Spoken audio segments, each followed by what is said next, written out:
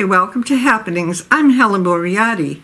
On this show, art historian and lead guide at the Gropius House, Mary Woodward, will continue with her lecture on the Bauhaus School of Art and Design, celebrating their 100th year. In this illustrated talk, we will explore Gropius's life from his earliest building project in Germany through to the end of his life, where he lived for 30 years comfortably and stylishly in a home of his own unique design in Lincoln, Massachusetts. Now open to the public, come with me to listen to Mary Woodward talk about the Gropius House and the Bauhaus School of Art. It's continued to win design awards for many decades now, and I give you this, available for purchase last year at Target, if you will, and with much more reasonably priced than a Wagenfeld, maybe not as beautiful, but nevertheless a direct descendant of this lamp right here.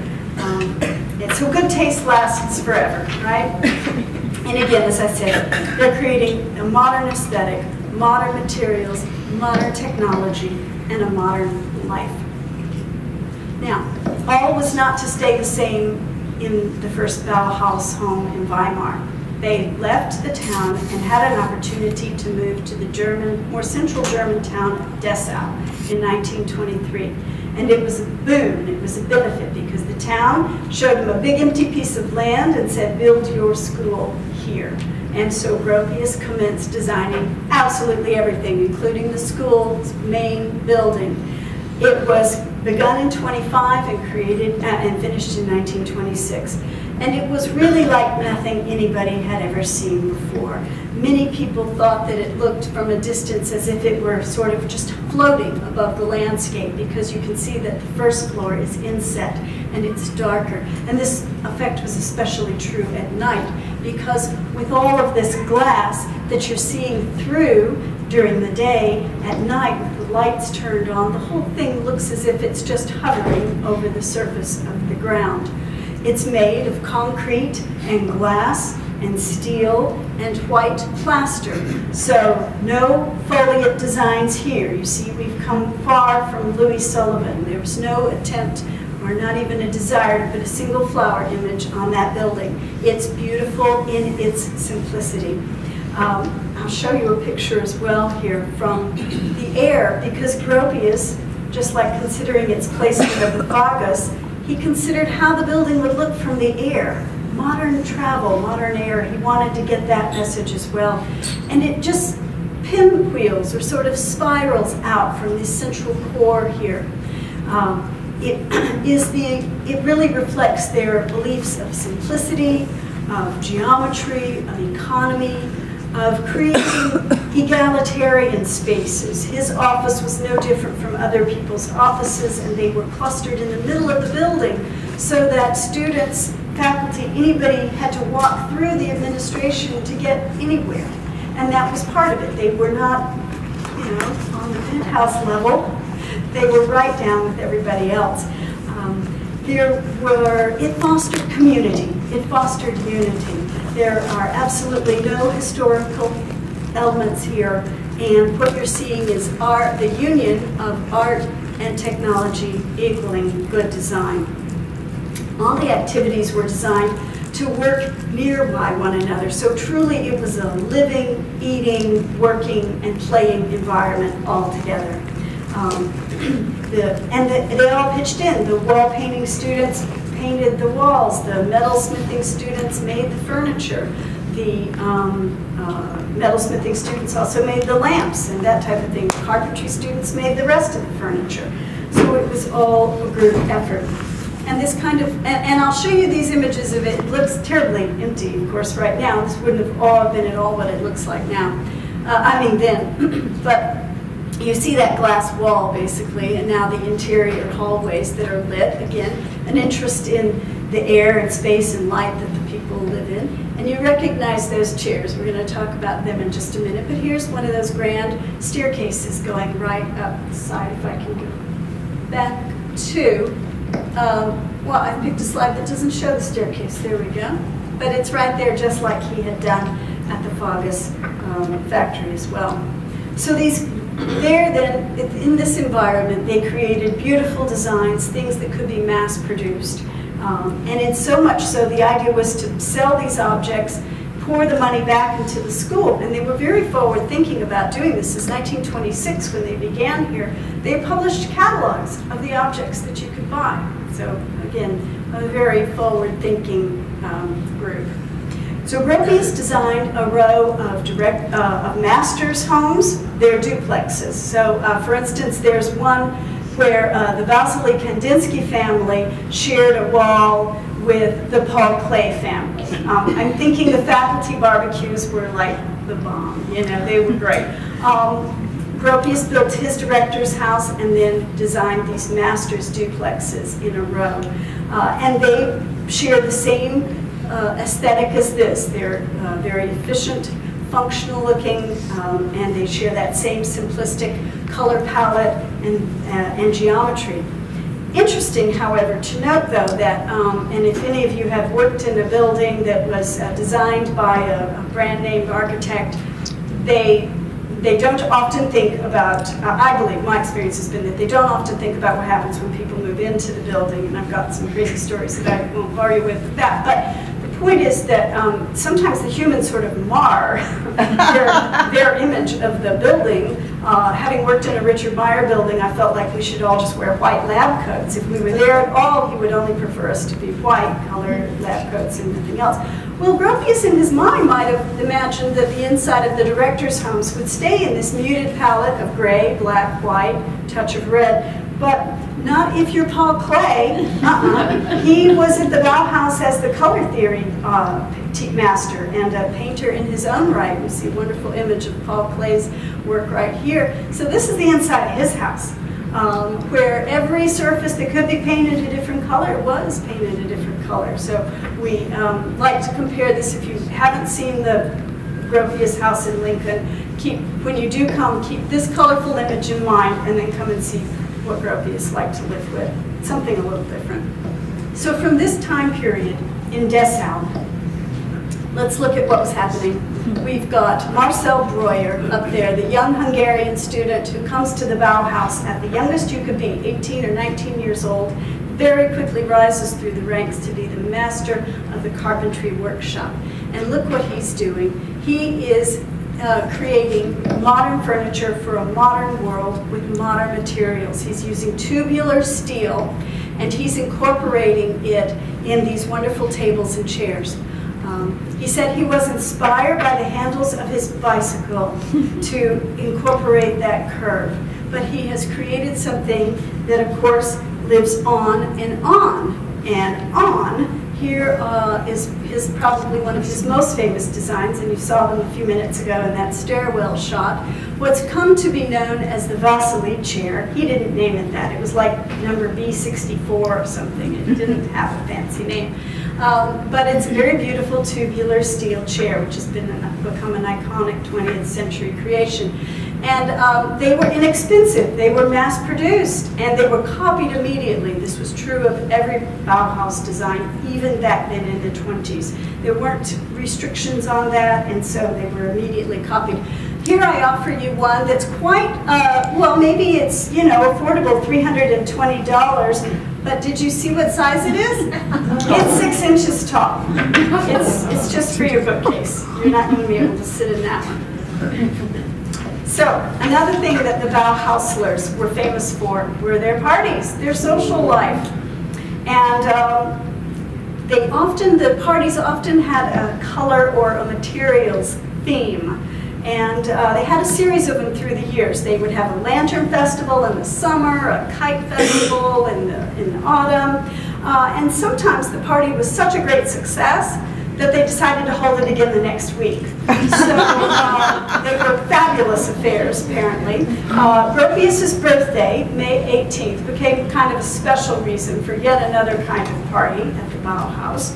And we happen to know, we have one party in particular, the faculty, the masters, really got into their costumes, and it was noted, I don't know what year this was, Vasily Kandinsky came as an antenna. Lionel Feininger came as two right-angled triangles. And Gropius came as his old colleague from Peter Behrens' office, Le Corbusier. And I'm sure that that included tiny little round glasses, which were Corbusier's trademark. There was a dance party every Saturday night at the Bauhaus, and the student band was aptly named Bauhaus. Gropius left all of this fun in 1928 to set out on his own architectural career. And before we catch back up with him, I want to talk about how the Bauhaus came to an end there in Germany. There was a second director briefly for a couple of years, and then the third director beginning in 1930 was Mies van der Rohe. And by then he had finished his German pavilion at the Barcelona International Expo, so he was a well-known architect and brought in to kind of maintain and help the Bauhaus grow. What he tried very hard to do was to keep it as non-political an environment as possible, but by 1933 that was impossible to do. The town fathers, the town mothers and fathers of Dessau asked them to leave, and so Mies van der Rohe packed up the students and their workshops and moved to Berlin. But by June of 1933, he and the faculty decided that it was a non-starter. They needed to close the school. Some of them were being apprehended. Some of them felt that they couldn't go on.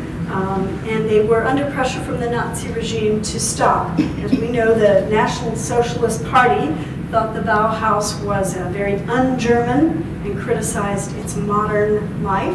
So that was the end of it in its form in Germany by June of 1933. This, by the way, before I move away, keep this little funny image in mind. It's part of Mrs. Gropius's costume at one of the special parties, which we'll talk about at the end. But that's a headpiece. Just don't get any weird ideas. That's a headpiece there, made of fan belts, fan blades, and I'm not sure, strapping tape, I think. All right. So in 1934, then, the German government granted Gropius a request to leave in Germany and work temporarily in London. So he took his wife and daughter and moved to England and worked there for about 2.5 years. Marcel Breuer followed him, and the two men worked for the same company. In the meantime, back here in the States, Harvard was beginning to come into the modern world and thinking that they might want to update their graduate school of design. So in 1936, they began, 37 really, they began to court Walter Gropius about coming to teach at Harvard. And I love this particular one because it says, "Welcome to America, where happiness and success await you." That's a telegram from the Dean of the Graduate School of Design, Joseph Hudnut, to the Gropiuses, welcoming him to Harvard. And this is a picture of Gropius. He looks like a giant, and he was, standing there looking over the students at Harvard. The German government agreed to let Gropius immigrate to the United States, in part because they got a great propaganda story out of it. It was the first time that Harvard had appointed a German to teach architecture at their school. And in such a prominent position, the propagandists were able to say, you know, look, this puts us in a great light. It's surely a sign of Germany's greatness. Well, Walter and Isa Gropius and their daughter arrived here in the spring of 1937 with little more than their furniture and their files and not any cash. As German citizens, they weren't allowed to bring money out of the country at that point. And so I always say to people they had a great job and no money. So Harvard stepped in and found them a very wealthy patroness, and that was Mrs. Helen Storrow, Mrs. James Storrow, Helen Storrow. He, of course, a financier who gives his name to Storrow Drive.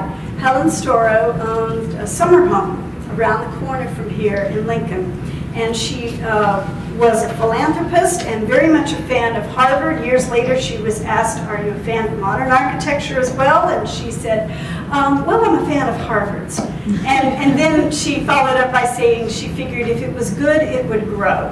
So she was a very generous person, and in the end, she gave the Gropiuses 4 acres of land and $20,000 to build their home. In the end, they paid her back. Just so you know, to put that in perspective, a typical home being built in 1937 cost about $4,000. So she was very, very generous with them. While they waited for the house to be built, Isa and Walter and their daughter lived in a little farmhouse around the corner from this hillside.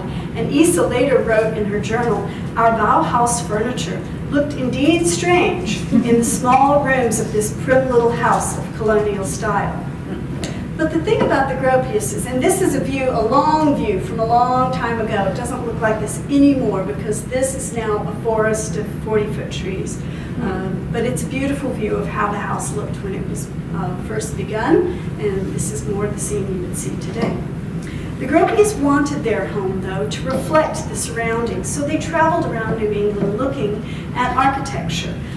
And nobody expected the father of the Bauhaus to build a little prim New England farmhouse, but the Gropiuses were sensitive to the idea that there was a long-standing building tradition here in New England. And so in designing their house, they really synthesized the modern tradition with the New England one. And you say, oh yeah, really? The top one is the house in Dessau, and this one is us on a very gray day. And you say, really, how is this a New England home? All you can see are the flat-looking roofs and the industrial elements like the glass brick here and the narrow ribbon windows. But, and that, yes, that has that in common with the home in Dessau. But in Dessau, he was building in the Bauhaus tradition of a steel frame building with concrete walls. Our house here in Lincoln is built like a New England home's been built for hundreds of years. It's a wood-framed home covered in wood siding and sitting on a fieldstone foundation. And once you get inside, there are some other moments of synthesizing old and new, because in the foyer, in the hallway, what do you see but shiplap clapboard? You can't get more New England than that, except, of course, what's Gropius done? He's, I make this terrible pun, I'll go ahead and subject you all to it as well. I say he literally turned that New England tradition on its end. He brought it inside, he turned it vertical, and it becomes a decorative element to his house. So you see a little bit more of it right there. We like to say, in addition to form follows function, that we add another F for family at the Gropius house, because just like his Bauhaus collaborative spirit, that extended to his family designing the house as well. So they asked their then 12-year-old daughter, Ati, what she wanted in the house, and her personality is there as much as her parents. Happily, the way the house came to belong to historic New England was that after Walter passed away in '69, he just sort of left his wife everything. He left her kind of a 2-sentence will that said, you know I love you and I trust you to take care of everything. And she did. 10 years after his death, in 1979, she gave the house to historic New England and everything inside. And what's even perhaps more precious were the stories that went along with it. So we had an opportunity before Isa passed away to talk with her and their daughter Ati, who was by then a grown-up, about what life was like inside this house. The house was publicized over the years. It became a teaching tool for Gropius. It became, really, it was his place of business, and we'll talk about that in just a minute. So he had a private practice, and this was his place of business for many years. This old-looking desk is actually the desk he designed in that first Bauhaus location of Weimar, and you see what's paired with there that came only about 3 or 4 years later from the time they were in Dessau. So when I talk about the evolution and watching things grow and move towards the future, you can't get any more potent than that image right there. So in 1945, Gropius was perhaps ready to be part of a larger practice again, and he became one of the founding members of a practice based in Cambridge called the Architects Collaborative, and they're often just known by the abbreviation TAC, TAC. They're often called TAC. And the brilliant thing about the Architects Collaborative is exactly what the name says. It was like the Bauhaus all over again. All of the principles worked on all of the projects together. And you see in a later photo, Gropius here in the middle, with their most outstanding building, and certainly their tallest building, what was the Pan Am building and is now the MetLife building, sitting right in the middle of Park Avenue in New York. So that was one of Tack's contributions to the New York skyline. So what happened to the main players after the Bauhaus ended in '33? Well, just two of the more notable ones. Mies van der Rohe came to the United States in 1937 and settles in Chicago. And with his idea of the Bauhaus, he moves it a little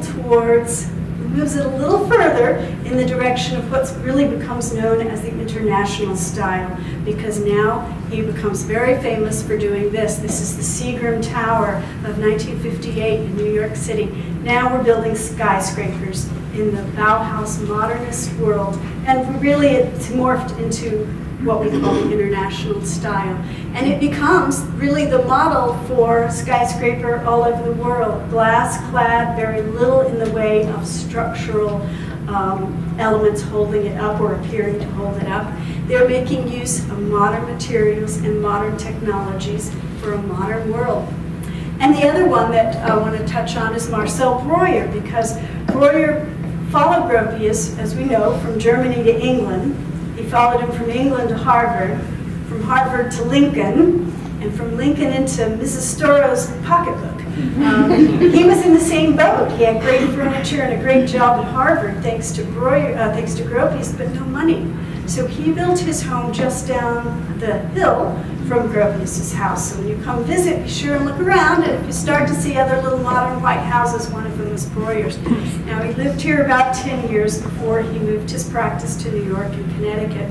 And he really pushed his architecture and his take on the Bauhaus into another field, which these days goes by the name of brutalism, not named for the designer at all, but because of the materials he used: hard stone, cast concrete.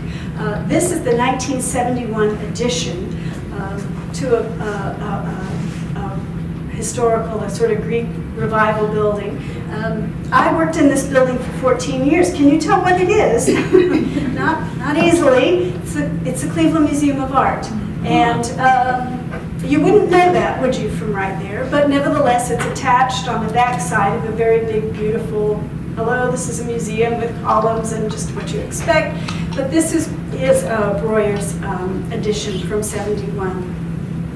So where can you find Bauhaus principles in play today? Where can you, as the consumer, go to find well-designed, inexpensive furniture and articles for your home that are made of the modern materials, that even have component parts that you can put together and take apart as you will?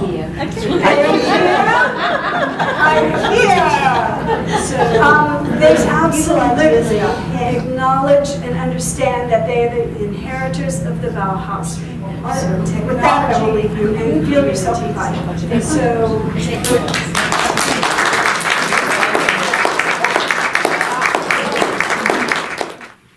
Thank you so much, Mary Woodward, for such an interesting lecture on the Bauhaus and the Gropius House.